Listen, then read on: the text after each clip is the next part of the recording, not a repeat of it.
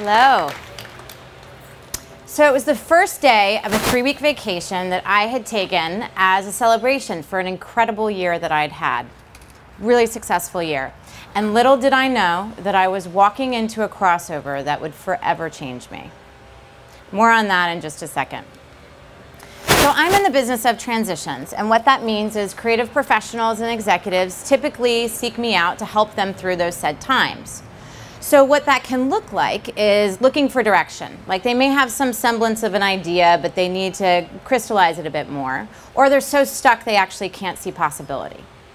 And other scenarios, what that looks like is actually they're clear about where they want to go, but they need some help getting there. What helps us get from A to B is not usually what gets us from B to C. So I help in the B to C area.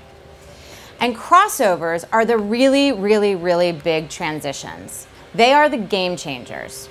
And for achievers, which I would include all of you to be by the fact that you're here at 8 a.m. on a Friday morning to be inspired, there's a really interesting opportunity that happens within careers with crossovers. So there's usually 3 phases that I see in any person's career. And so the first phase is around picking your direction. So what that can look like is really getting steeped in the industry you want to be in, figuring out your role within that, really kind of getting your footing down. And then they move to the second phase, which is around achievement. So usually that means managing more people, taking on more responsibilities, having bigger impact. And between the second and third phases, there's a question that arises for everybody. It just has different timing depending on who you are and your personal experience. So this could come 35 years into your career, or it could come 10 years into your career. And that question is this right for me? Now, depending on how you answer that question, you typically can go into the third phase if you decide that this is right for you, and you end up being more focused on legacy, like what's the tangible things that you can leave behind? If you answer no to that question, you have to go back to one of the other phases. And what I find is that with creative executives specifically, that question is the amazing opportunity for a crossover. So back to my story. I was having that day, vacation day, and about a year before I had had my baby boy, Leo. And about 2 months into my maternity leave, one of my clients, who happened to be a really reputable agency in Los Angeles, hired me on to help them for a couple months working through some structural transitions. This was like a really, really big deal for a lot of reasons.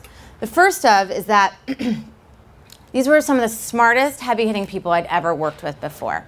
They were working on one of the most beloved technology brands in the world, actually. So there was a lot of like mojo around that. And contracts like this are really rare in advertising, actually. So it's what I'd been working for the last 8 years. And this was a sign that I had made it. It was really an incredible way to jump back into work. I got to go to Los Angeles twice a month. Sometimes I'd even take a day trip, so there was 1 month where I went 5 times. Usually it was just 48 hours at a time because I had a little baby. So what that would look like is Thursday morning I'd get up at 5 and I would take the 7:50 American Airlines flight from Austin, I see some of you nodding, from Austin to Los Angeles. I'd take a taxi to the agency, stay at the Ritz. Our friends from our 20s in Los Angeles would come pick me up for dinner. I'd burn the candle at both ends. I'd leave on Friday night, and I'd arrive about 1 a.m. on Saturday morning. I was pumping breast milk in dirty airport stalls, sitting on luggage, like trying to avoid the auto flush while you're feeling kind of like a cow in the middle of all that. And on the outside, that might have looked like a challenge and a sacrifice, but actually it wasn't at all for me. I was having a great time. My relationship with my husband was probably saved through that contract because it's nice to share the burden and the joy. But I also think that, most daddies don't get the opportunity to be with their small child that much when they're that little. So it was great for him and great for me. And I really felt like I was living this great escape. I could go back to Los Angeles and be my old self and then come back and get used to really being with this awesome little creature. Again, I had made it. But as the engagement started to wind down, something happened to me. I started to feel really, really drained and exhausted. And I was super uninspired, and I didn't feel connected to my work anymore. which is kind of a problem for a coach. You know, I'm in the business of inspiring other people. So for me personally, it's practically impossible to do my job when I don't feel that. I thought maybe it was just I was tired, I just had a baby, and I'd just been on this really intense contract. So I decided I was going to take this 3-week vacation that I deemed a sabbatical to justify it to myself. And I take the vacation, and I think this is going to be like the little check box that I can click, and I'll refill back up, and that'll be the solution. But the problem was that when I got back, the quiet from the vacation actually made the churn worse. That sometimes happens when we finally get quiet, things we can hear very differently. See, I'd already reached my biggest goal, and it didn't feel anything like I thought it would at all. I'm an achiever, like all of you. I love work. It's actually why I think I chose the profession that I chose. You know, and it's always been my identity. So when work's wrong, or I'm not inspired in work, I look to work to fix it. So I switched up my business model. I had had this idea for a couple years, and because I was feeling so much churn and angst, I just felt the urgency, like I have to do this now, because I really needed to like birth another baby in a year. So what I decided to do is I went for it. But the thing is, it's kind of like that Einstein quote, we can't solve problems with the same thinking we use to create them. I was on a hamster wheel and I didn't even know it. So we worked our asses off. I had a team of 7 people that worked a lot over a 6-month period of time. It was a lot of late nights, a lot of early mornings, a lot of caffeine, a lot of not connecting to my husband. I swear my graphic designer, who's over there, didn't see me in anything but sweatpants for more than 6 months. I had to promise that I showered and like dressed from time to time. And we did it. We did a lot of work in that period of time. And as we launched the company, something unexpected happened. It didn't work. It was so disappointing. In fact, it really didn't work. Only a quarter of the projections that we had imagined would happen happened. And I felt like a total fucking failure. What had all this time and energy and resource and money been for? And frankly, the rest of my core business wasn't really working that well either. Remember, I was uninspired, and the thing that I had done to fix it hadn't fixed it. And the truth was that while I was influencing and jet setting and really enjoying being that part of who I wasn't really listening to my life. See, I had had a baby, and you don't really get more crossover than that. You know, on the outside, it all looked normal, but on the inside, I was tormented. I was absolutely tormented. You know, I had always been very clear in my life that if I did have a family, that work and motherhood, professionalism and being a mom would remain separate. I didn't want to be one of those moms, and I was really clear about that. Leo was starting to need more from me, and I was starting to need more from him, and I couldn't even vocalize it. Like, what would clients think in my head? This is what I'm thinking. And then I'm having coffee with a friend of mine, a colleague actually, and I'm telling her about the last 6 months and how it's been difficult, but I'm kind of talking at it versus actually like about it. And she looks at me and she says, "Are you trying to justify spending more time with your child to me?"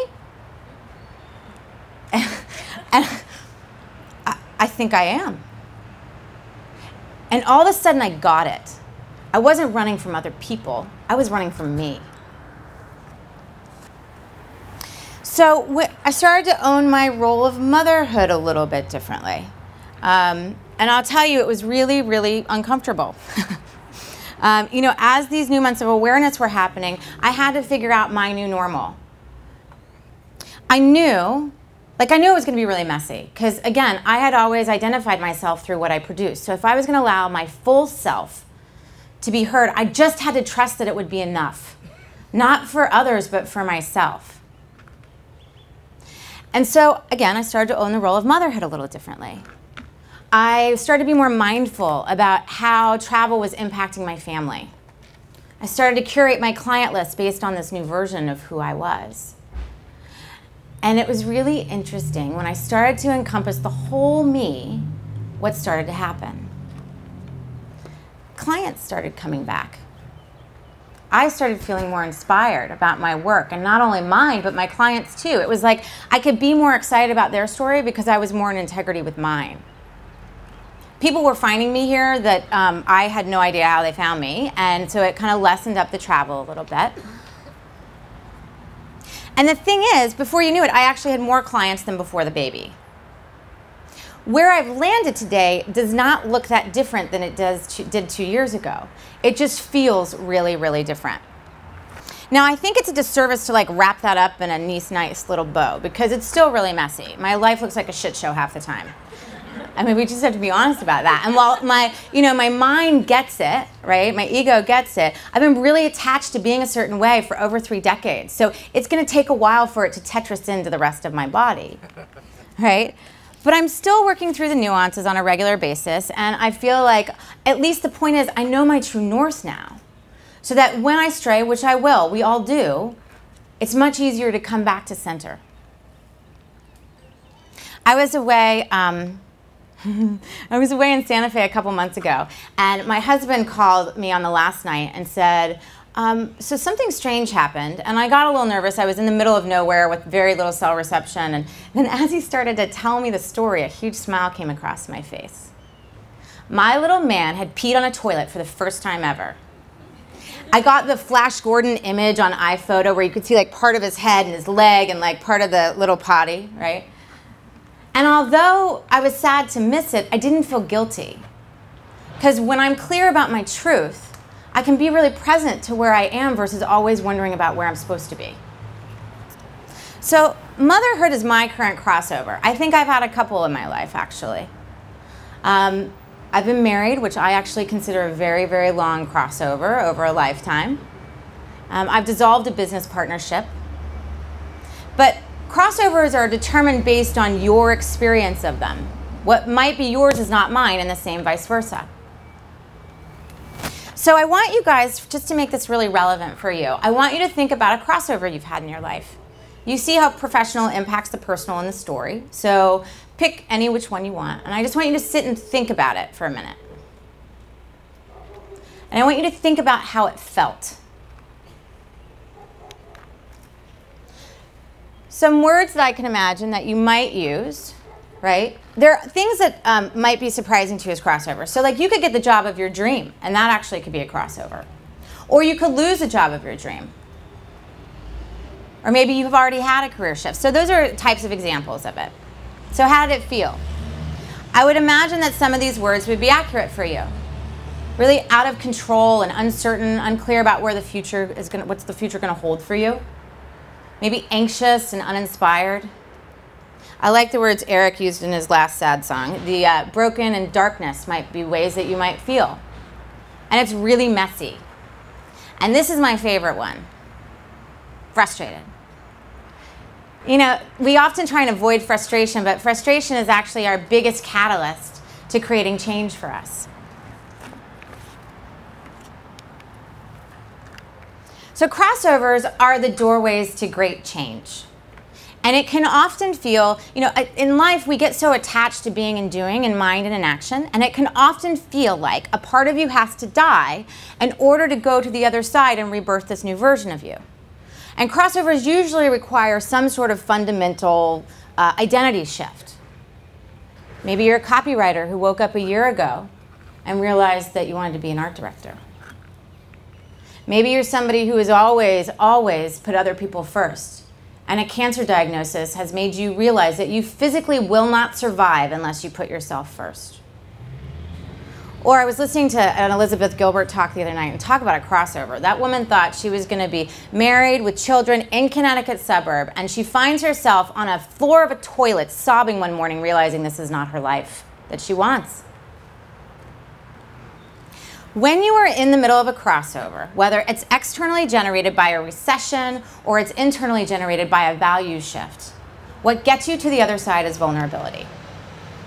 So I use Brené Brown's definition when we talk about vulnerability. So it means that there's risk and uncertainty and emotional exposure. So risk is about speaking the truth, even when it's not popular to you or to somebody else. And uncertainty is about taking that step when you're unsure about where your second foot's going to land. And the emotional exposure piece is about sharing yourself with people in a way that can make you feel naked, but that actually gets you closer and more connected to people than you ever could have been before. It actually creates opportunities that you would have never seen. It's so easy to go, go, go, go, go in today's world. I don't know anybody who's underworked. Do you? Especially for achievers. We tend to fill our plate up a lot, right?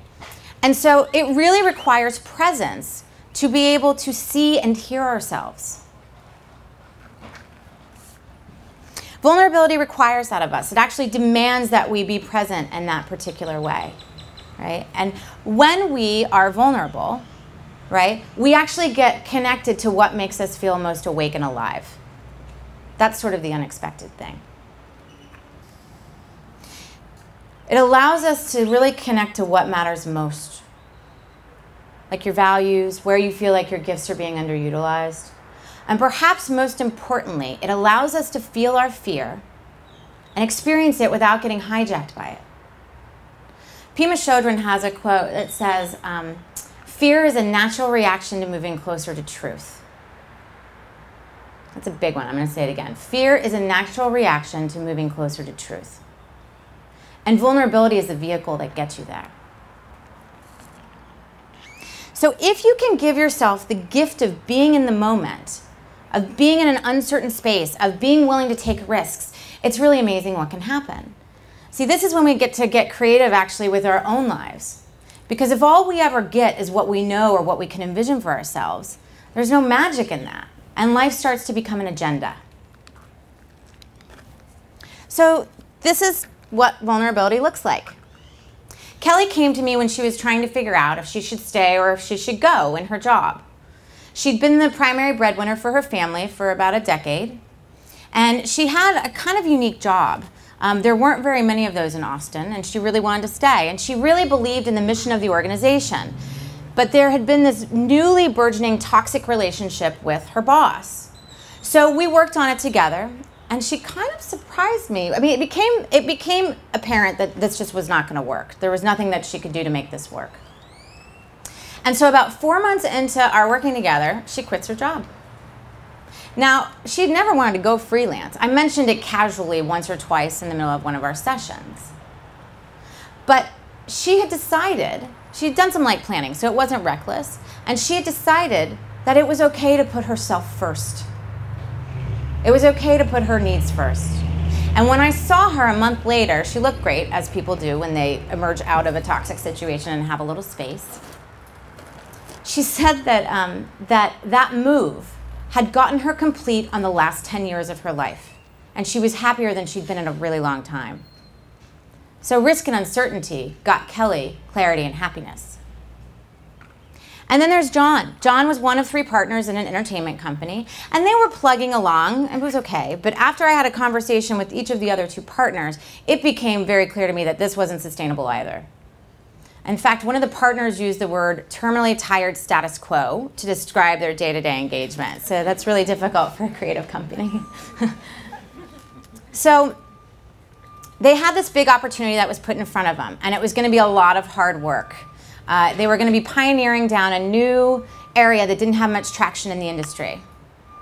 And so aside from that, there also was distrust with one of the partners. He had made a lot of solo decisions over the years.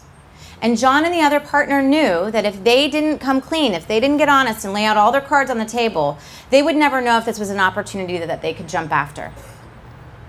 And so they took the leap and they had the honest conversation. And they started to realign as a team. And about a month after, John sends me an email that said, the very act of committing to something risky and uncertain has created a renewed sense of purpose amongst the entire company and especially the partner team. See, John was risky, they were uncertain, and they gave emotional exposure in that situation. And he and his partners got purpose and connection. They all had to not know, they all had to take risks, and they all had to use something aside from their intellect to get to the other side. So this is what the gift of a crossover yields. They give us the opportunities to look deep and ask ourselves, are we honoring who we are now? Are we living our truth? Because when we honor who we are now, that is when we start to feel awake and alive. So I invite you, look at your life right now. Are you attached to the part of yourself that's kicking and screaming, that does not want to go through that doorway of uncertain change? Are you taking the risks that you need to take to grow? Are you living your truth? And if the answer to that question is yes, how do you stay there? How do you stay engaged in that space? Crossovers give us permission to let go and get complete, to let a part of ourselves die so that this new part of us can be reborn, more expansive and complete than before. I'm privy to a lot of humanity in the work I do. And I'm just going to tell you that life and work are hard for everyone. Everyone. Which is why it is so important that we honor ourselves through the whole journey. All of ourselves. We are the creators of our own world. And possibilities are ours to experience. You have one life in this form. One. Know it's going to be messy. Dig deep, live it fully, and never, ever forget that you're worth it. Thank you.